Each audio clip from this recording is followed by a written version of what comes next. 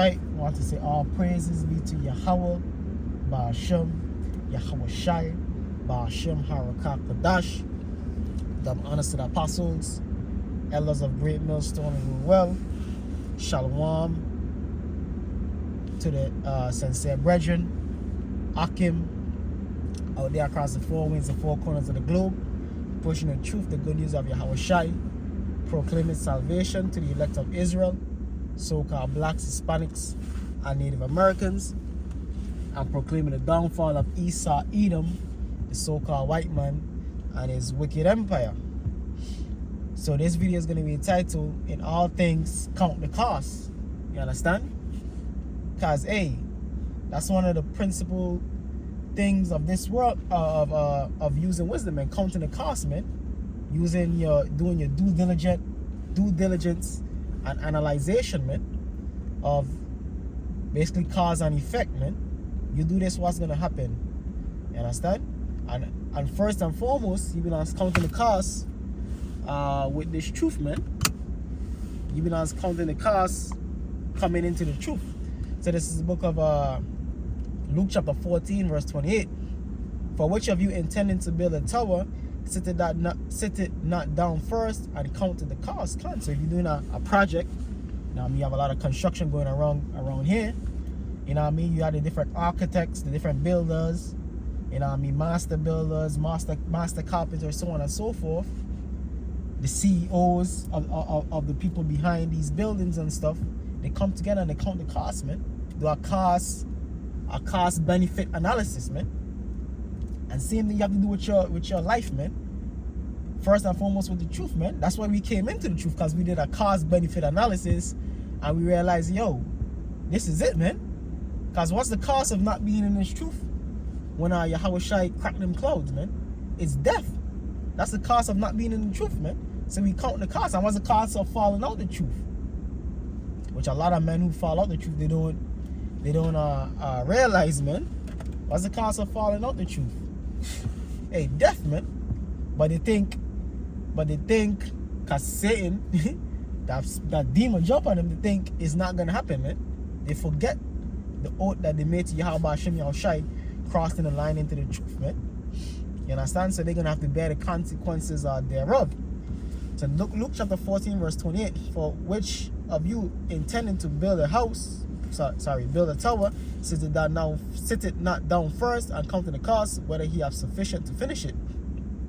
Lest haply, after he had laid the foundation and is not able to finish it, all that behold it begin to mock him. And that's what happens when you fall out the truth, man. They begin to mock you, man. Brothers begin to mock you. You know what I mean? And people in the world too are going to begin to mock you, man. Because they're going to be like, wait, I thought you was done with being an Israelite and the end of the world and America going to be destroyed. But now you back in the world with us. So they're going to mock you, man. And you're going to be plagued with more demons. And brothers going to mock you. You know what I mean? So on and so forth. So that's a position you do not want to be in at all, man. Less happily, after he had laid the foundation and is not able to finish it, all that behold it begin to mock him, saying, this man began to build and was not able to finish. Or what king going to make war against another king, sitting not down first? So counting the cost is applicable to all factors of life, man. First and foremost, you're coming into the truth and staying into the truth and enduring unto the end. But also with anything, your dealings with your job, man. You can't just be out here quitting your job and you don't have no plan, man. You just quit your job and now you're gonna be out here fucked up because you have no income coming in, man. You don't have another job lined up. You know what I mean? You don't have funds saved up.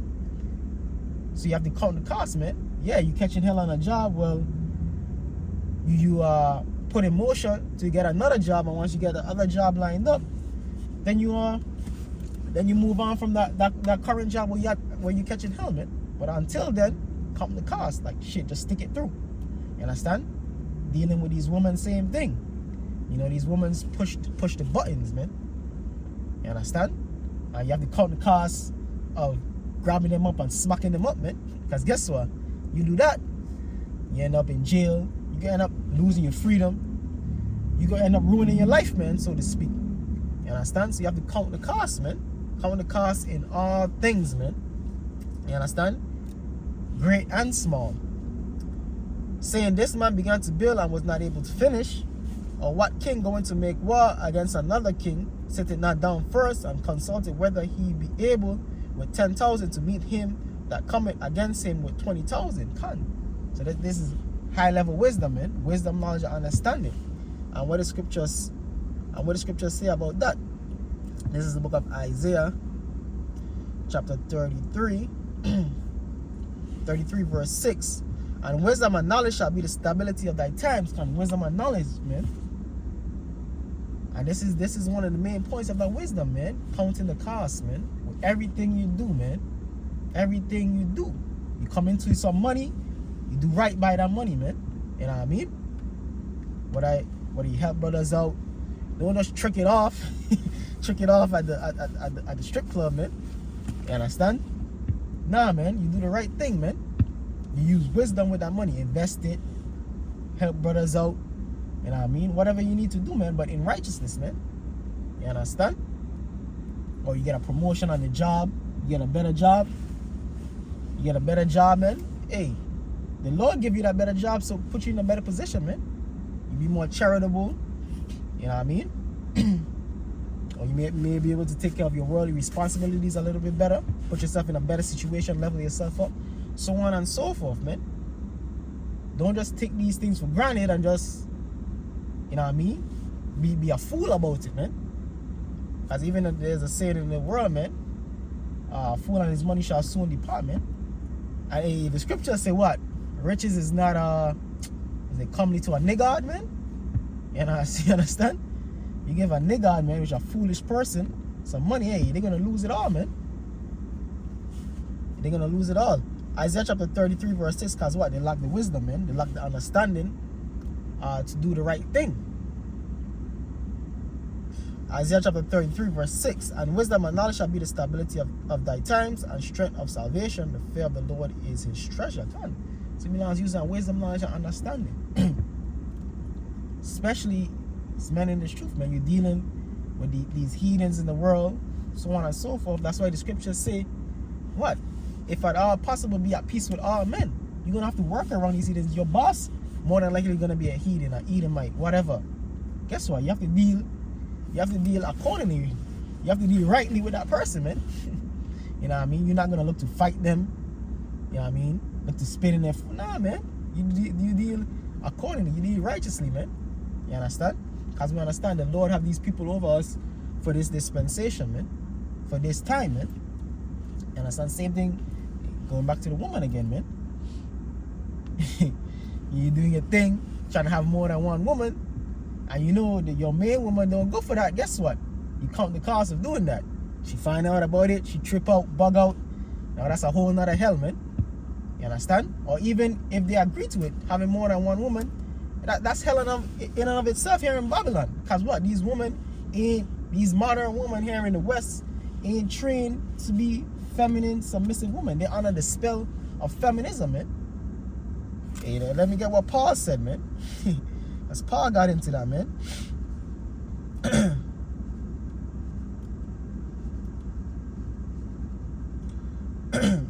Because that's one of the main things, man, in this world too, man. You have to have wisdom when dealing with the opposite gender, man. This is the book of 1 Corinthians chapter 7 verse 1. Now concerning the things whereof you write unto me, it is good for a man not to touch a woman. So it's like, yo, Paul was like, yo, really and truly, and this was during the time of Paul. So how much more now?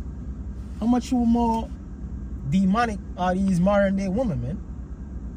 You know what I mean? OnlyFans, thinking that they're above men. You know what I mean? Under the spell of feminism. So Paul is saying it's good in terms of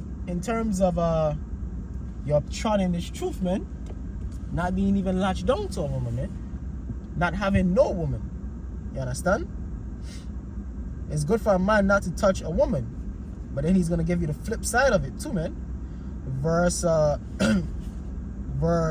2. Nevertheless, to avoid fornication. So this is the wisdom too, man. To avoid fornication, adultery. You know what I mean? so on and so forth. Because men natural desire is to have a woman, man. As the scriptures say, there's nothing a man loveth nothing better than a beautiful woman. Nevertheless, to avoid fornication, let every man have his own wife, and let every woman have her own husband. So you can have a wife, man. Get to the part.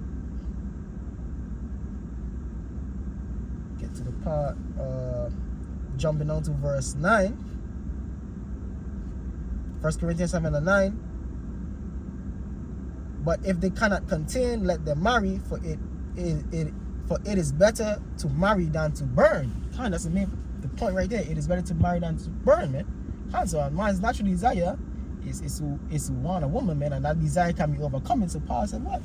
Hey, you can marry, you can have a woman, man. But in his own perspective, you know what I mean? To be fully 100%, hey, it's better not for you to touch a woman, man. But on the flip side, hey, you're gonna desire a woman, so count the costs.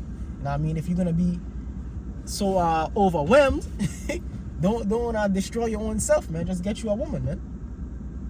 You know what I mean?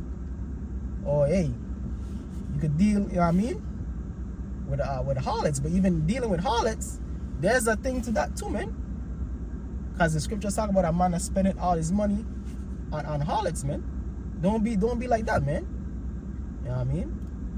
Because that's a temptation in and of itself, man. It's tricking off all your money with hoes, man. With harlots.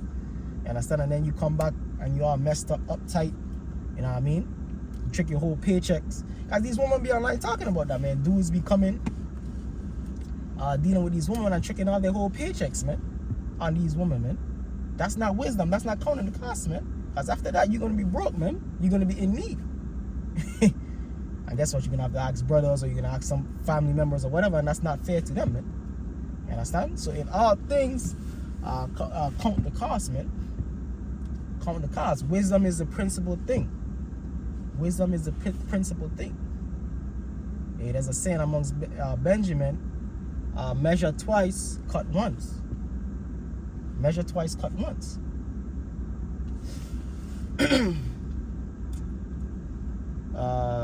Let me get that precept. Mentioned it a lot, so let me just get it. This is the book of Proverbs, chapter 4, verse 7. Wisdom is the principal thing, therefore get wisdom, and with all that getting, get understanding. So wisdom is the principal thing, and without all that getting, get understanding. So wisdom, knowledge, and understanding. Scripture say what? Be not ignorant in a small matter or great matter. You understand? Because Satan seeking to get you, man. Satan seeking to get you, man. And if you're not analytical about your movements, then Satan is going to trip you up easy, man. He's going to get you, man, because he knows what's your weakness. Whether your weakness is whatever it may be, woman, food, you know what I mean, money, you know what I mean, or you might have a lazy, lackadaisical spirit on you. He's going to seek to get you, man. This is the book of Matthew chapter 26 verse 41. Watch and pray that you not enter into temptation. You can watch and pray. Watch and pray for what? The end of the world, man. The prophecies of the scriptures, the RFID chip, which is the mark of the beast. World War III. You understand? Watch for the return of Yahweh Shai, lest you enter into temptation. Because what? You're not watching and praying, and it's easily susceptible to fall back into this world, fall back into the ways of this world. Feel like you're missing out on something in this world and go back into the world. And so you have to count the cost of being in the truth versus being in the world. And it ain't pretty on the other side, man, at the end of the day. Satan might glamorize it, man, to you going back into the world, but once you're there, it ain't no love in the world, man. It ain't no brotherhood in the world, man. We see what's going on with niggas in the world. Diddy, Meek Mills, all these niggas involved in chichi boy activities, man. That's what this world about, man. You know what I mean? And if you don't be careful, hey, you're gonna fall for you. You see niggas in Lamborghinis, niggas in penthouses, like damn, niggas with 4 or 5 baddies, And you're like, damn, I want that, man. But you don't know what they have to do to get that. You understand? And we know this world is waxing more and more wicked, man. And more debaucherous. So why would you want to be in this world? You be ruled by the spirit of this world. This book of Matthew chapter 26 verse 41. Watch and pray that you enter not into temptation. The spirit indeed is willing. Comes to the spirit of an Israelite is willing, man, is naturally righteous. 100% righteous. But the flesh is weak. The flesh is weak, man. The flesh is weak. Even with us being in this truth, man. You don't think brothers want to get the fuck out of here, man? Hey, shit. You like, damn, man. If it wasn't for this truth, man, I'll be fucking somewhere else, man. And a lot of brothers have that mentality, man. Or if it wasn't for this truth, a lot of brothers would have been in prison, man, or in jail, man, because, you know what I mean, this society is wicked. And I stand, you just lose it, man. And that's another thing, controlling your anger, man. Because we are angry towards this world. Oppression making a wise man mad, but you can't just go there and spaz out, man. You end up locked up, man.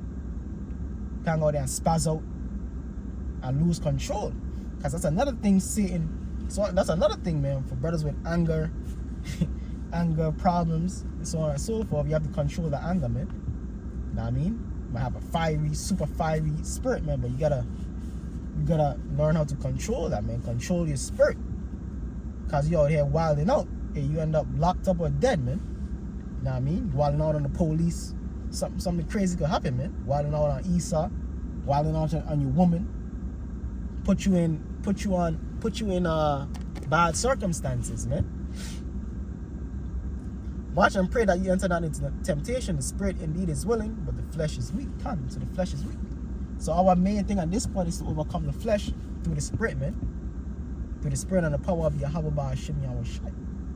And you have to do all things to maintain being in the truth, man.